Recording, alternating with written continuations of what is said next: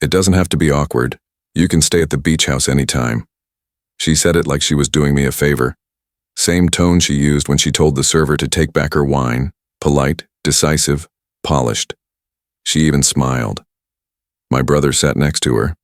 No tie. Top button undone. His arm rested on the back of her chair like he'd always belonged there. He didn't say anything until the lawyer hesitated. "Let's keep this civil," he added calmly. "You know Dad wanted peace." "Yeah, he did." Right before they tore it apart. I looked down at the paperwork. Final asset division. The house, the car, the joint investments. What was left of the $1.3 million and, of course, the beach house. The one I took care of for 12 years. I signed, one line at a time. No comments, no sarcasm. Not there. I stood up. The lawyer cleared his throat. My brother leaned back. She crossed her legs like it was over. It wasn't. My name is Thomas. I'm 44. I was the one who always stayed. When her dad got sick, I took night shifts so she could fly out. When his license was suspended, I drove him to job interviews. I kept the fridge stocked, the taxes filed, the gas tank full, paid the supplier she forgot, took her calls when she didn't want a deal. He once called me the only guy who never gave up on him. She said I was the safest place she'd ever known. I believed both of them, even when she started taking evening walks fully dressed, even when he stopped knocking before coming in. Some men fight, others withdraw. I adjusted. Now I'm sitting across from them, same table, new rings, pretending this is just business. I nodded to the lawyer and walked out. Didn't look at them, didn't speak. I got in my car and drove, not home. That wasn't mine anymore. The driveway at Dad's house still had oil stains from my old truck. I parked, let the engine idle. It was empty now. They'd already gutted the furniture, left the walls bare. Except for one picture in the hallway, a photo of him and me fishing, taped behind glass. I took the frame down, turned it over. There was a key, taped to the back, same way he used to hide cash in the garage. I walked to the study. The drawer on the right always stuck. I had to yank it. Inside, a sealed envelope. No name, no label, thick, heavy. I took it. That was all. 3 days before he died, he'd pulled me in. Could barely speak by then. He grabbed my wrist, looked me straight in the eye, and whispered something I didn't understand. Not then. But when I saw the key, when I opened that drawer, it clicked. Everything made sense. The air outside felt colder when I left the house. She was already outside, leaning against the wall. Like she'd been waiting for me. Like she knew where I'd go. I walked past her. Didn't slow down. But when I reached the gate, I felt her hand on my arm. Then nothing. She'd pulled back, didn't say a word. Neither did I. But in that second, I saw it. She knew what I remembered. Sunday morning started the same way. Coffee, newspaper, her head on my shoulder while my brother cooked eggs, badly. He always burned the edges. She said it gave them texture. We had our rhythms, quiet, stupid rhythms that felt permanent. They were close, but we all were. Vacations, birthdays, even that weekend retreat in Vermont where the three of us got snowed in and she taught us how to play gin rummy by candlelight. I wasn't watching for betrayal back then. Just the clock, the bills, the small repairs. Things husbands watch. She'd kiss my cheek before bed. He'd send me YouTube videos at midnight with a, "Bro, this is wild." It felt like a life that didn't need guarding. Dad's first fall was in late spring. She wanted to send him to a facility. I didn't. I started working remotely, then part-time. Helped with his meds, cleaned the wound he refused to show the nurse. I shaved him on Fridays. Every time he'd say, "Don't forget under the chin, boy. That's where time hides." He never said thank you. Didn't need to. She said I was too involved. Said I needed space. Funny how she found hers, in his arms, while I was at the pharmacy picking up blood thinners. But I didn't know that yet. When her boutique hit a slow month, I sold my watch. She never noticed, but she kept the lights on. When my brother got caught with the intern at his job, I made a call to his boss. Told him the girl had a history of making things up. He kept his job, sent me a bottle of scotch 2 months later with no note. I never opened it. I fixed things, quietly. Water heater, IRS letters, her cousin's divorce lawyer, all handled. She once said I was reliable to the point of being forgettable. I laughed. She didn't. Mrs. Garland lived 2 houses down. Widow, needed help changing smoke detectors. I showed up every month without her asking. She brought banana bread, called me the last decent man on the street. My godson Luke, my brother's kid, used to ask if I was Batman. I told him no. Just the guy who showed up. I took him fishing twice a year. Even now, I don't know if he knows what happened. If he asks, I'll lie. He doesn't need the truth. Not yet. She started using new phrases. Can we not make this about you? Or worse, you're too predictable. He began showing up with stories I wasn't part of, jokes I didn't get, restaurants I didn't know they went to. I told myself they were close. We were all close. That was the story. One night I got home early. She was on the phone. Paused when I walked in. Said it was work. But she never turned off the screen that fast before. 3 days before Dad died, he called me into the room. Didn't say much. Just reached for my wrist and said, "Don't let him paint you invisible." I didn't get it then. Thought he was just rambling. But now, when I replay her voice at that table, her laugh, her calm, it's like she never saw me at all. And something in me knew. She would. The beach house key didn't work on Thursday. She said the locks were changed after a security issue, but it was the same house, the same door. The only thing new was the gate code, and I didn't have it. I slept in my truck that night. The next morning, the joint account was $147.22 short. It was the pharmacy's cut for Dad's prescription. But I hadn't made that purchase. She had. Using my card, the one we agreed never to touch again. I asked once. She shrugged. Old habits. I'll fix it. She didn't.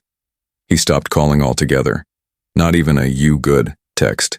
12 years of inside jokes, deleted like spam. 2 weeks later, I came home to my boxes stacked by the door. She said she needed space. Said I'd been different since Dad passed. You're grieving, Tom, and you're not seeing things clearly. My brother was already inside, fixing the kitchen sink.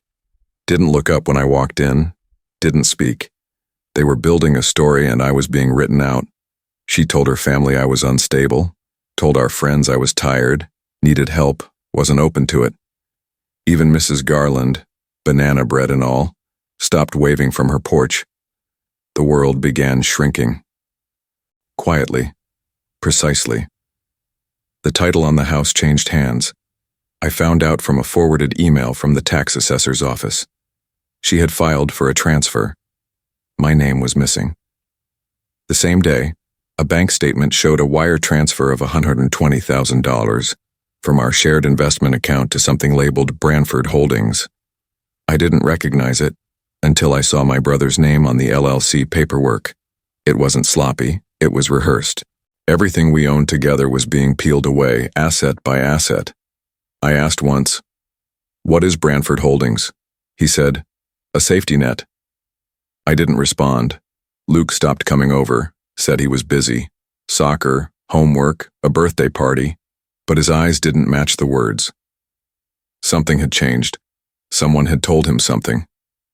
I drove by the field one Saturday, saw them, my brother coaching, Luke laughing, wearing a matching cap. Mine used to be red.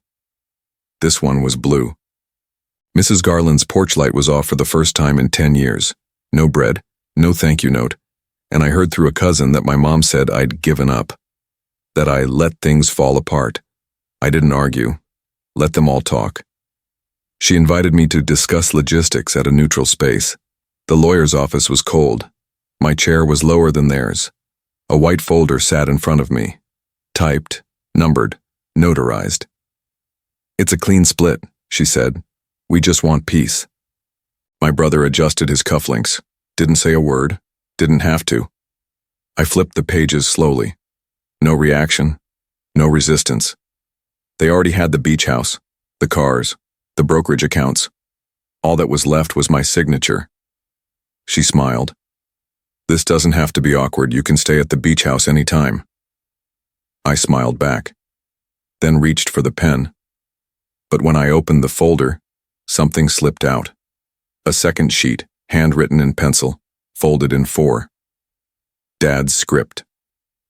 Not a letter, not a will, just a note that read, "Look in the drawer, not the safe, you'll know which one." I paused, didn't react. They didn't notice. They were already celebrating. I signed everything, and left with nothing, except the one thing they never knew I had. Yet. I drove out to Dad's workshop the next morning. No one had been there in months. Dust covered the old lathe. The lock clicked like it hadn't been used since winter. 3rd drawer down, right side, just like I thought. Not the safe, not the desk. The old wooden drawer with the busted track. Inside was a folder, aged and sealed with blue painter's tape. Inside that, 1 contract, 1 notarized letter, and a receipt from 1999. A private sale agreement. The beach house, sold by Dad to me for $1. Filed, signed, witnessed, but never disclosed. He'd hidden it from her, from my brother, from everyone. There was one line highlighted: ownership shall remain undisclosed until original deed holder is deceased. He was protecting me, even in the end. I didn't call a lawyer. I called Grant, Dad's accountant for 27 years, wore sweater vests in summer, still wrote with a fountain pen. He opened the contract and sat back slowly. Your father didn't trust easily. This wasn't an accident. Grant made a few calls, checked the deed transfer. The recent title change was invalid. It skipped over my recorded interest. Technically, I still owned the property, and they didn't know. You're sitting on a grenade, he said. They just don't know the pin's already out. We filed a quiet motion with the county registrar, put a temporary hold on any further transactions. They'd receive notice within the week. I didn't text, didn't warn them. Let the silence land first. The first email hit on Tuesday. My ex-wife forwarded a notice from the county. We're confused. Did you do something? No greeting, no sign-off, just that.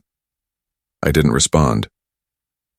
That night I got a call from a private banker asking to confirm my role in Brantford Holdings. Apparently I was listed as a board member in a new filing. I hadn't signed anything. By Thursday, a formal letter arrived from a downtown law firm. 3 pages. Dense and deliberate. They were claiming I'd interfered with rightful ownership, that I was misinterpreting legacy filings and delaying valid transfers. In short, they were fighting back, hard. But they didn't know I had more than paper. I had Dad's voice on tape, a voicemail, from his last week, saved, dated, intact. The beach house is yours, Tom. Don't let them push you out. You earned it. I hadn't decided if I'd use it yet. The pushback escalated fast. They filed for emergency mediation, claimed I was destabilizing family assets. My brother called once, left a voicemail. This isn't what Dad wanted. You're making it worse. He knew I wouldn't answer. That's why he called. The irony didn't go unnoticed. They sent a revised settlement offer, $50,000 and a clean release of claims if I walked away. From everything. No mention of the house, no apology, just the number, like I had a price. I deleted the email, but the lawyer's assistant called the next morning, said something strange. They thought you wouldn't check that drawer. That was bold of you. I didn't ask how she knew. I just said, who else knew about the drawer? She paused. Walter. I didn't recognize the name. Not yet. I didn't go to a lawyer. I went to Walter. He was living in a cabin upstate now. No phone, no email, just a P.O. box and a landline. Took me 2 hours and 2 wrong turns to get there. The man was older than I remembered, thinner, slower, but his eyes were still sharp. He didn't ask why I came. Just opened the screen door and said, Your father told me you'd show up someday." We sat in silence for a while. He poured black coffee into mismatched mugs. No cream, no sugar. Then he pulled out a metal cash box. Inside was a flash drive, an old planner, and a photo of the beach house, taken decades ago when I was still a teenager mowing the lawn barefoot. "This," he said, tapping the planner, "was your dad's second will. He didn't file it, said it was for clarity, not for court." There it was. Same property transfer, same clause, but handwritten and initialed on every page, dated 3 years before he got sick. "I told him it wouldn't hold up in court," Walter said. "He told me it wasn't for court." I left with the flash drive and a single sentence etched in my head. "He always trusted you to finish things clean." I never confronted anyone, never demanded anything. I just sent the planner, scanned, time-stamped, to the county registrar, then to the title insurer, then to the board of Brantford Holdings. 3 days later, the new deed was reversed. Ownership reverted, quietly, legally. The beach house was removed from the asset ledger. The trust froze distributions until legacy disputes were settled. The entire investment entity had to be restructured. I didn't send an email, didn't post a thing, but I knew they got the message. My ex stopped responding. My brother tried once more, a short, half-angry voicemail that ended with, "Dad would hate what you're doing." I didn't delete it, didn't listen twice either. The lawyer called again. Not the assistant, the partner. He asked if we could talk off record. Said there was room to renegotiate, that they misunderstood my position. I said I wasn't interested in renegotiating something I never agreed to in the first place. He offered to release my name from all filings, wipe it clean, even offered a quiet payout to compensate any perceived tension. I said nothing. Then he asked what I planned to do with the voicemail from my father. I could hear the panic under his calm. That's when I knew I'd won. I could have buried them. Released the voicemail, shown the planner to the family board, forwarded the chain of forged filings, let the press get hold of their internal conflict. But that wasn't the win I wanted. They were already unraveling, scrambling to patch their version of the truth. Dragging them through it wouldn't have made me cleaner, just louder. And I didn't need loud. I just needed it over. 2 weeks later, I got a letter. Handwritten. No return address. Just a note inside. "He told me you'd finish what he started, you did." No signature. Just a pressed clover inside the fold. The same kind Dad used to keep in his wallet for luck. I closed the note. Slid it into my desk drawer. That chapter was done. But I could still hear Jared's last message in my head. "Just tell me one thing. When did you know?" I didn't answer. Never planned to. I never needed to win. Just needed to remember who I was. The ocean was colder than I remembered. I moved 6 miles north of the beach house. Not far, just far enough not to see it. My place has no view, no fence. Just an old cedar porch and a gravel path that leads nowhere in particular. Most mornings I make coffee in silence, walk the shore road, fix what needs fixing. The last 3 weeks I've been rebuilding the drawer from Dad's workshop, the one with the busted track. I'm not in a rush. There's a stack of envelopes in the drawer by the stove. Settlement offers, requests, legal letters. I haven't opened most of them. Some are probably overdue, but the lights are on. Fridge is stocked. No debts left. That's enough. Yesterday, I drove out to the cemetery. Didn't tell anyone. Didn't stay long. I brought the folded clover from the letter. Left it under the stone. No words. Just set it down and dusted the corners with my sleeve. The sun was just starting to drop. Shadows reached across the names. He didn't ask for much, just for things to be done right. On the way home, I got a message. Unknown number. Just one sentence. "You were never the one who needed to prove anything." No signature, no follow-up. I didn't respond. I just smiled once. The kind of smile you make when something finally clicks into place. The drawer's finished now.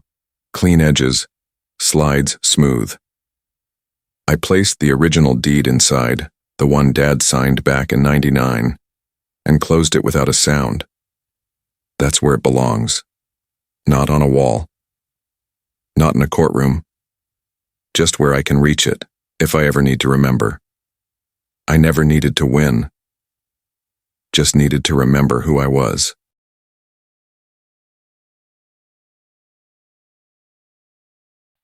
The gentleman's revenge isn't loud, but it's always personal.